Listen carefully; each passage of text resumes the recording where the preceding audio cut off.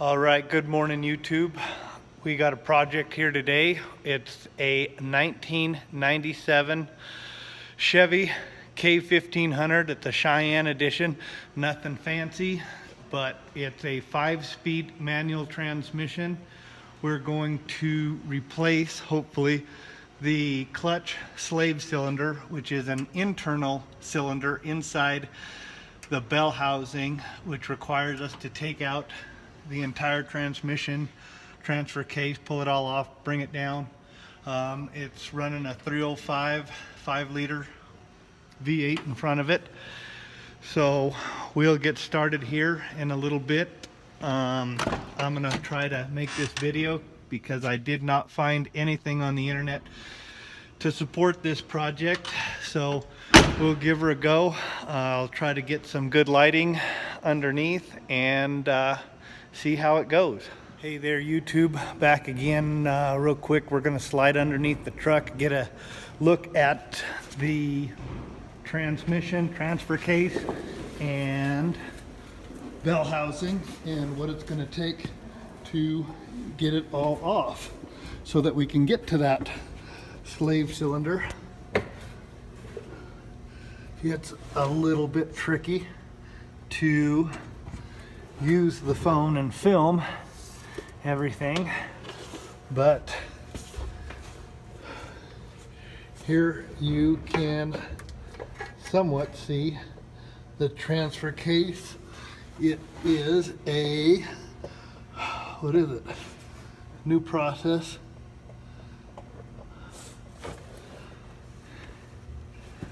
Coupled to the, I think it's called a Geartrag 5 transmission.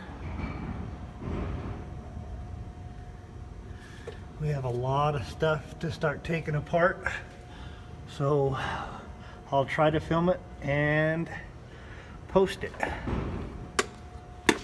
First things first, I did disconnect the battery. We have to take off a couple wiring harnesses. I believe this one towards the rear of the transfer case is the speedometer, and we have a, I believe it's a position sensor on the top of the transfer case, and the linkage for the transfer case, just a nut.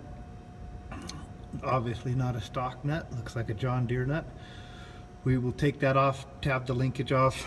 We will need to remove the rear drive line, which ought to be easy enough to do. I want to say we didn't have this off, or we did have this off not too long ago. So we'll take that off and keep going. All right, YouTube, we got the rear drive line off. Used a 3/8 pneumatic impact with an 11mm socket. I put a little wobble on there to make it easy. We will slide up to the front and take a look at the front drive line. We do have this cross member in the way right now, so we'll reach over the top with our extension and get to the front driveline bolts this way. And as I look at this, it's sleeved towards the front differential, so it looks like we might just have to take off only the end of the driveline at the transfer case. We'll see. I'll keep you posted. Here we go. We have taken off the drive lines and disconnected our wire to the speedometer and to the position sensor. We've removed the linkage from the shifter of the 4-wheel drive that goes to the transfer case, and we have also removed the transmission cross member support, and we have a 15mm wrench on the transfer case bolts.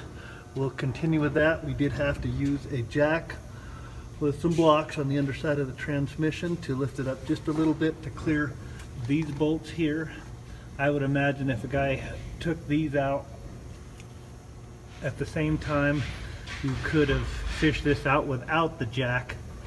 It still seems to me like you'd have to lift it up just a little bit. And that's what we did. Cross members out. We will start with, I believe there's 1, 2, 3, 4, 5, 6, 7 15 millimeter bolts on the transfer case. We'll knock that out. All right, at this point we have the transfer case removed. We have a jack, floor jack with some boards holding up the transmission because the cross member is no longer on. We're going to put the transmission jack on the back end of the transmission, the tail end where the transfer case bolts up. We'll remove the front jack and boards so that we can get to the bell housing bolts. I think that's the way this is going to work out real good. Here we've moved our jack that we had under the transmission. Everything's being supported by the bell housing bolts right now. As you can see, we don't have any weight on the transmission jack. The culprit is behind here. That is the line, and the top is the bleeder for the slave cylinder inside the bell housing. We're gonna see if we can't take that line off right now. I've seen a few different methods of how to do that. We're gonna try the screwdriver method because it doesn't look like there is a lip to put the tools that I've seen on there. Well, give it a try and then I'll show you once it's out. Okay, here we are with the bell housing bolt. There's 3 on each side, 6 total from what I can tell so far.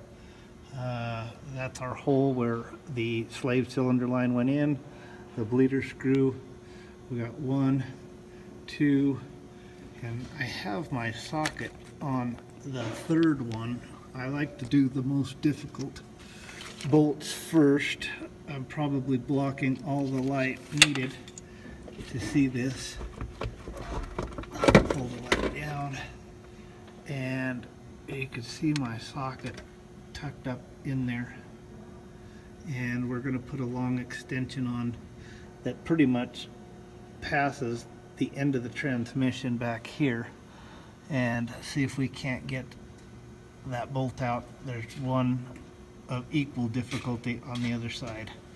This is a little bad just because we have these extra fuel lines in the way. All right, YouTube, as you can see, the transmission is out of the truck right now, sitting on the bench.